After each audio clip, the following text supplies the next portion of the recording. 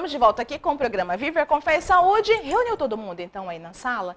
Então abram bem os ouvidos que vai direto ao coração. Até porque não é só para pessoas que têm familiares, né, com uma certa deficiência, mas é para todos nós. Para que todos nós possamos ter esse olhar diferenciado acerca da questão da inclusão. E é este tema do nosso programa dessa semana, inclusão de pessoas com deficiência. E para falar conosco sobre esse tema tão relevante para todos nós, está aqui a Sara Santos, ela que é jornalista, ela é palestrante, gente, ela é uma querida, conheci agora há pouquinho, seja muito bem-vinda aqui ao nosso programa, Sara. Muito obrigada. Muito bom mesmo ter você aqui para poder falar de algo tão importante acerca, né, do olhar diferenciado em relação ao outro, né? Mas eu quero, a princípio, que você se apresente. Bom, eu sou Sara Santos, tenho 21 anos, sou jornalista, além disso sou palestrante, produzo conteúdo para a internet sobre deficiência e basicamente é isso. Tenho uma deficiência, né, vivencio isso no meu dia a dia, tenho mãe e pai com deficiência.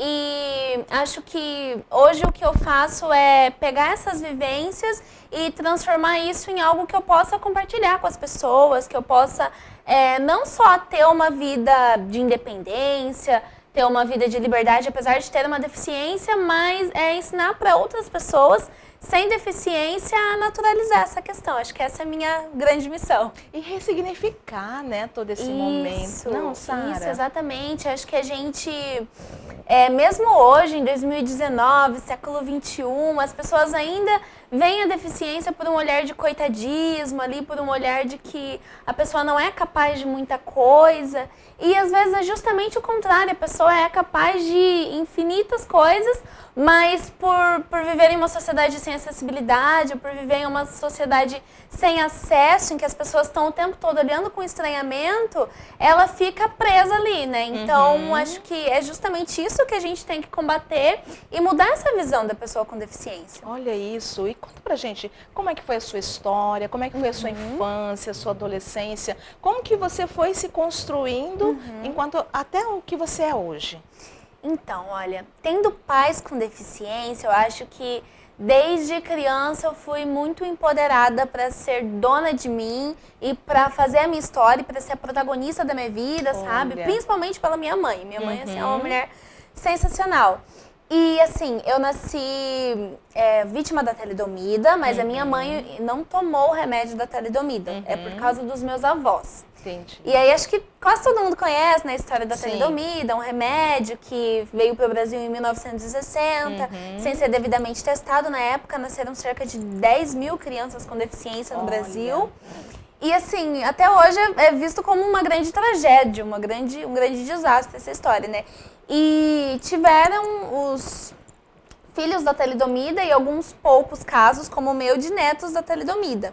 Então, além da deficiência, eu nasci também com problema do coração por causa do remédio. E aí, problema na coluna, miopia, algumas outras questões mais... É característico por conta, então, da deficiência? Sim, é característico por conta da deficiência. Minha mãe também é cardiopata. E aí, quando eu nasci, aqui em Campo Grande, na época, em 97... o tratamento pediátrico cardíaco não era o suficiente para a quantidade de crianças que tinham e tal, e principalmente no meu caso, que era um pouco mais sério, e aí eu tive que fazer esse tratamento no Paraná. Então eu passei a minha infância inteira e começo de adolescência no Paraná para fazer o tratamento no Hospital Pequeno Príncipe. E assim, tive muito acesso, desde criança, saúde de qualidade por causa disso.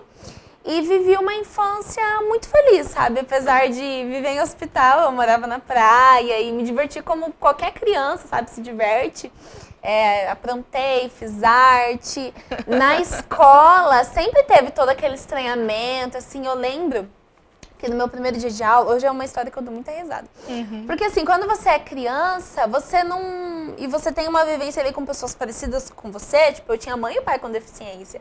Então eu achava que isso era uma coisa comum. Mas para as outras crianças, nunca que era uma coisa comum, né? Porque a sua família era assim, Sim, né? E aí no meu primeiro dia de aula, eu fui brincar de roda com umas criancinhas, e o menino virou pra mim e falou: não vou pegar na sua mão, você nem tem braço.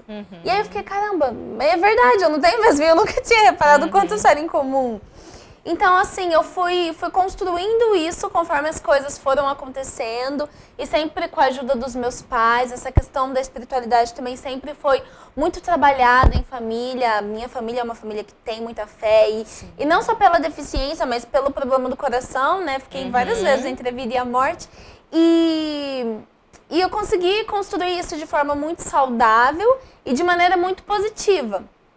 E a minha adolescência também foi uma adolescência normal, com crises de toda menina. Teve, claro, aquela fase em que eu parei e pensei, caramba, sou diferente, o que eu vou fazer com isso? Mas acho que com o amadurecimento a gente sempre chega a novas conclusões. E assim, cheguei na vida adulta saudável, com uma família saudável, com uma vida feliz, com um bom desempenho no trabalho, na faculdade. E acho que é isso que importa. Sem sombra de dúvidas. Gente, o olho dela brilha quando ela fala da questão da vida, quando ela fala da questão que ela porque o que acontece é você reescrevendo tudo o que vai acontecendo, né? Sim. Então, o que eu quero ver contigo? Diante das dificuldades que com certeza apareceram, como é que você fazia esses enfrentamentos? Claro, com o apoio da família, né? Que na verdade, seus pais sabiam o que você poderia enfrentar, sabiam o que você poderia sentir, né, na pele, literalmente, né? Me educaram para isso. Te educaram exatamente nesse enfrentamento. E como é que você fazia nesse sentido com essas dificuldades quando elas apareciam? Olha, eu acho que cada vez eu enfrentava de um jeito diferente, sabe? Porque a gente nunca se olha da mesma maneira, né? Por exemplo, hoje, se eu passo por uma situação de preconceito, é assim, é como se ela não existisse, porque realmente não faz diferença nenhuma pra mim. Eu sei o que eu sou, graças a Deus, me conheço muito bem, me amo muito e tenho pessoas que me amam. Mas se isso acontecesse há, sei lá, 7 anos atrás, quando eu era uma adolescente, eu chorava a tarde inteira e depois de chorar a tarde inteira, eu me levantava e falava, não, calma, vida que segue. Então, assim, cada hora isso me atingia de alguma maneira e eu fui amadurecendo de forma que hoje já não me atinge. Mas aí, não sei, eu sou um ser humano em eterna revolução. Pode ser que amanhã eu veja de maneira diferente, mas sempre alicerçada nas coisas que eu acredito e em autoconhecimento, em autocuidado, autoamor, porque se a gente não se ama, a gente não pode amar o próximo, a gente não vai conseguir amar o próximo de maneira efetiva, né? Então, acho que é isso, uma eterna construção. E exatamente essa questão que você colocou do autoconhecimento, do autoamor, do autocuidado, fundamental para todos nós, sermos sobreviventes nessa selva de pedra que está aí fora. Você tem uma desenvoltura e sabe realmente quem você é, o que você quer, de onde você veio, onde você está, para onde você deseja seguir, por conta desse autoconhecimento? Questão que muitas pessoas que não têm deficiência não têm. A questão da baixa estima, né, a depressão, infelizmente, né, batendo a porta aí de algumas famílias, de algumas pessoas. Houve um tempo nessa sua caminhada em que você sentiu uma tristeza mais profunda, sentiu uma tristeza mais demorada? Como é que foi isso? Olha, houveram, não só em relação à deficiência, mas em relação a todos esses outros acontecimentos da vida, né? Em relação à carreira, em relação a relacionamentos, em relação a amizades. Mas acho que assim, nada patológico, nada crônico, mas tive esses momentos e além de me alicerçar nas pessoas que eu amo e que me amam, eu me alicercei na minha fé. Porque assim, a gente tem que ter essa construção própria, mas a gente não é nada sem o outro, né? E graças a Deus sempre tive pessoas sensacionais ali em volta, me apoiando, me considero uma pessoa muito privilegiada por isso, porque às vezes a pessoa não tem uma deficiência, mas ela não tem um núcleo familiar saudável, ela não tem um núcleo de amizade saudável que leva ela pra frente. Sim, eu falo muito sobre amizade, sabe? Quando você tem uma deficiência. Eu lembro que quando eu entrei na faculdade, eu tinha muito medo de tudo. Porque assim, eu fazia escola até então, tinha acabado de me formar, passei para federal que você estudava o dia inteiro, era uma outra rotina, um outro momento. E eu tinha muito medo, assim, então eu não queria fazer nada que fosse diferente do que estar ali na sala e ir para casa. Eu não ia para o restaurante universitário porque eu tinha medo de não conseguir carregar minha bandeja. E aí, se tinha uma porta mais diferente, eu tinha medo de não conseguir abrir, de ficar trancada no banheiro. Coisas bobas, assim, mas que uma pessoa com deficiência tem que se planejar muito, sabe? Para não ter nenhum acidente. Era o novo para você, tudo aquilo que você estava vivenciando. vivenciando, né? E eu tinha muito medo. E aí eu lembro que, assim, terminava a minha aula, eu ia correndo pra casa, que era super longe da faculdade, voltava correndo pra dar tempo de almoçar e voltar na hora da aula e tal, e era todo um sofrimento muito desnecessário. E aí eu tinha ali o meu círculo de amigos, né, e um amigo meu me perguntou, Sara, mas por que você não almoça aqui? A comida não é tão ruim assim. Aí eu falei, né, então, é que eu tenho medo de derrubar as coisas, eu sou meio estabanada. Aí ele, não, mas você nunca pensou em pedir ajuda? Aí eu, não.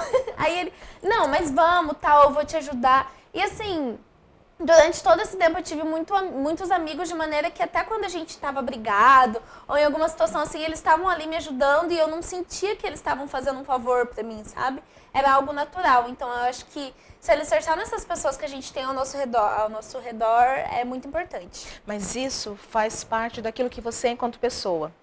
Porque isso já veio se estruturando bem provavelmente desde a vida, bem provavelmente não, com certeza, desde a vida intrauterina, né? Na experiência da sua mãe, nas dificuldades que ela já enfrentou também, e ela foi transferindo isso para você e o seu pai também. Sim. Então, me parece, vendo você falar, que as dificuldades, na grande maioria das vezes que você enfrentou ao longo da sua vida até os 21 anos, eu nem lembro quando eu tinha 21 anos, foram questões que são pertinentes realmente da realidade de uma pessoa que não tem deficiência.